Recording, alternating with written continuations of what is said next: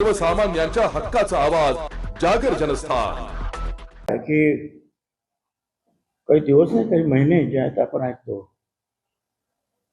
एक एक खून, कधी कधी तीन तीन खून एका दिवसामध्ये, आणि अतिशय चुकीची प्रतिमा जी आहे या नाशिक शहराची सर्व दूर गेली. नाशिकमध्ये ते कधी असं होत नव्हतं असं माझं म्हणणं. किरकोळ मारामाऱ्या व्हायच्या, एखादा कधीतरी 2 महिन्याने एखादा खून झाला तर किती आरडाओरडा व्हायचा. मी होतो ना त्यावेळेला उपमुख्यमंत्री आणि होम किंवा पालकमंत्री, किती माझ्या नावाने सुद्धा.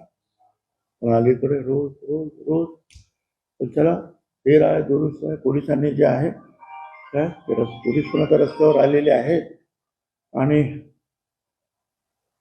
ते कारवाई करतात. एवढंच आहे.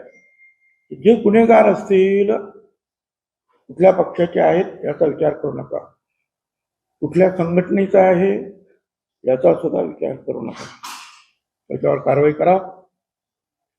पण त्याचबरोबर एकाही बेगुन्हेगाराला त्रास होता कामा नये.